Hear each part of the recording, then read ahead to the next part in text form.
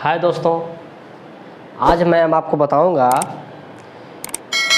कि डीएम और एसपी और उससे जो ऊपर के जो अधिकारी होते हैं, जो वरिष्ठ अधिकारी होते हैं, उन लोग के पास बहुत ज़्यादा अकड़ होती है। अकड़ इस बात को होती है कि जैसे आप भी कभी गए होंगे कि मुझे सर ये काम करना है, सर मुझे सर बहुत लोग सर सता रहा है, सर मुझे ये कर रहा है, सर मुझे सर वो कर रहा है। तो क्या करते हैं वो लोग?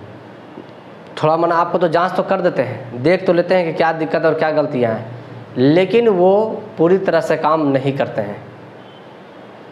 क्यों नहीं करते हैं? इसके पीछे का रीज़न को समझिएगा। बहुत बड़ा हम रीज़न बताएंगे, क्योंकि हम भी एक बार गए थे, कुछ काम से ही गए थे, ठीक है। जो उन्होंने सीधा मेरे एप्लीकेशन को फेंक दिए थे, वो देखे भी नहीं थे बढ़िया से, और सीधा कहे इसको हटाओ ले जाओ। तो इस तरह का जो अकड़ जो होती है, हमने कुछ अनुभव किया है कि इस तरह का अकड़ कैसे होती है, कहाँ से लोगों के पास आता है इतना अकड़। तो आज मैं इसी पर हम आपको विचार करेंगे। इस वीडियो को शुरू से अंत तक देखिएगा, तब आपके दिमाग खुलेगी कि क्या होती है, ठीक है। अगर बात करें कि सच में अगर बात करते हैं कि डीएम एसपी की जो पावर होती है ना, वो ईश्वर के पावर से या सरकार के पावर से वो कम ही होती है। और जितना वो समझ लेते हैं कि हमारे पास बहुत ज़्यादा पावर होती है, तो वो गलतफहमी में है, ठीक है। हम मानते हैं कि वो सरकार के अंग हैं, देश वही चला रहे हैं, लेकिन ऐसा नहीं कि देश से ही वो ऊपर हो गए, वो देश के हमेशा वो नीचे ही रहेंगे। देखिए, हम इस पर विचार करते हैं कि जो डीएम एसपी और जो उससे जो ऊपर के जो अधिकारी जो होते हैं, उनके पास 4 चीज़ होती हैं जिस पर ये अकड़ करते हैं। पहला वो होता है पैसा। दूसरा, समझिएगा, पहला पैसा, दूसरा अहंकार, तीसरा पैरवी,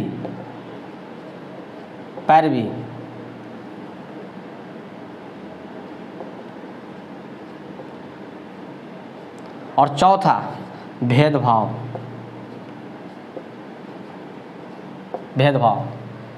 हम एक एक चीज़ पर हम विचार करेंगे। पैसा, अहंकार, पैरवी और भेदभाव, ये डीएम एसपी में है ना, कूट के भरे होते हैं। भले ही वो इंटरव्यू में पास हो जाएं, वहाँ पे अपनी ईमानदारी के परिचय दे दें, ठीक है, लेकिन हम कहते हैं ना कि 80% लोग ये इस तरह का भाव का अपनाते हैं, और जो 20% जो होते हैं वो एकदम ईमानदार होते हैं। और वही ईमानदार ऑफिसर ज़्यादातर समाज में कुछ अच्छा नहीं कर पाते हैं, क्योंकि भ्रष्ट नेताओं के चक्कर में, भ्रष्ट मतलब कि कुछ उनके फैमिली हैं, कुछ और हैं, उन लोग के दबाव के कारण ये अपने जो है कि 20% जो अपनी ईमानदारी है वो क्या करते हैं कि बरकरार रखते हैं, लेकिन फिर भी इनके पीछे बहुत सारा क्या होता है, वो जान मान की हानि होती है। इस पर लोग गुंडे लखेरे सब चीज़ क्या करते हैं, वो पड़ जाते हैं, ठीक है। तो इस प्रकार से क्या होता है कि हमारे भारत में 80% लोग इस प्रकार के होते हैं। 80% लोग है ना, वो इस प्रकार के होते हैं, ठीक है, और 20% लोग इसके कैटेगरी में नहीं आते हैं। जिनके पास पैसा, यानी कि आप कहीं अगर आप जा रहे हैं, बड़े बड़े चीज़ हैं, आप कॉन्ट्रैक्टर हैं, आप बहुत बड़े क्या बोलते हैं ठेकेदार हैं, है ना, किसी सरकार की योजना आई है, कुछ भी आई है, तो पैसा अगर आप दीजिएगा तो तुरंत आपके पास होगी। कुछ ईमानदार जो होते हैं वो सलाह देते हैं, लेकिन फिर उन पर क्या होता है कि फिर पैरवी का फिर क्या होता है, उस पर प्रभाव हो जाता है कि पैरवी करवा लेते हैं, काम करवा लेते हैं, पैरवी हो जाती है। फिर आता है अहंकार। कुछ लोग को कहता है कि हम क्यों करेंगे, तुम हमारा कौन है ना, बहुत सा कुछ इस तरह का क्या होता है, अहंकार में वो पनप जाते हैं, ठीक है, कि हम नहीं करेंगे, हम हैं तो हम तो डीएम हैं, हम तो एसपी हैं, हम तो वरिष्ठ अधिकारी हैं, हमसे कोई बात करेगा। ये इस प्रकार से क्या लोग मतलब सोचते हैं, लेकिन जनरली इस तरह का नहीं होनी चाहिए, कि जो न्याय है वो न्याय मिलनी चाहिए, लेकिन ऐसा लोग नहीं सोचते हैं। अगर डीएम एसपी के अगर घर में कुछ हो जाए अचानक, या उसके फैमिली को कुछ हो जाए अचानक, उसको कोई पुलिस पकड़ के ले जाए, ठीक है, या फिर उनके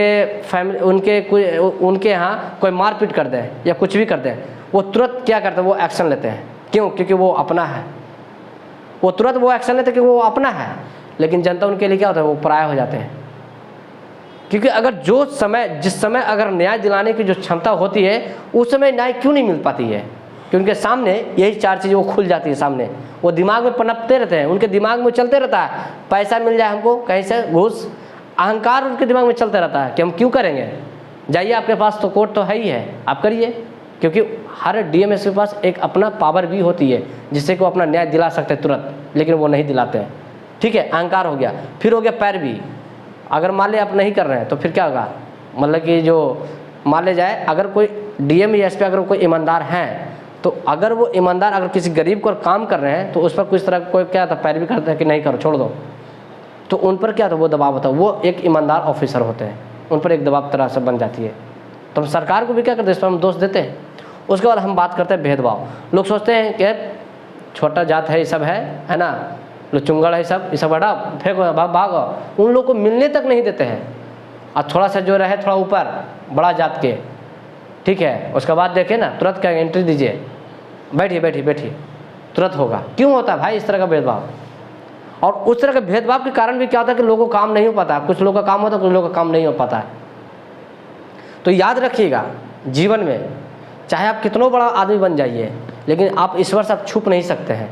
आपको ईश्वर इस जन्म में या फिर आप जब जाइएगा ऊपर छोड़ करके, इस मतलब कि मोह माया की दुनिया को छोड़ कर जिस दिन आप जाइएगा, तब ऊपर से आपका एक एक पाई करके आपको सही हिसाब लिया जाएगा ऊपर से,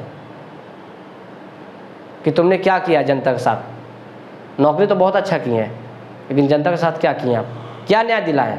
सभी लोग तो कहते हैं कि यूपीएससी होने का मतलब क्या है, क्यों चाहते तुम यूपीएससी, क्या करना चाहते हो समाज के लिए?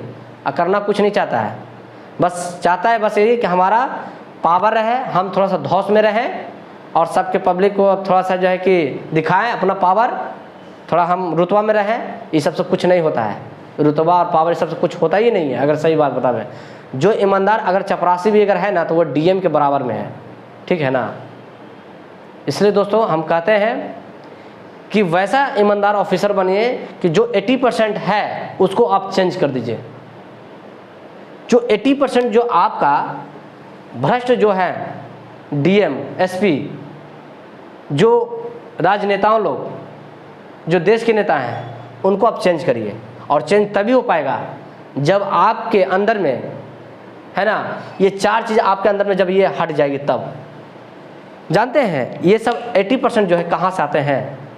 ये मानवता के पाठ नहीं पढ़ते हैं, बस ये किताब के पाठ पढ़ लेते हैं, थोड़ा सा ये अपना जो मतलब जो समाज में जो घटना घटित हो रही है उसके पाठ को पढ़ लेते हैं और वो यूपीएससी क्रैक कर जाते हैं।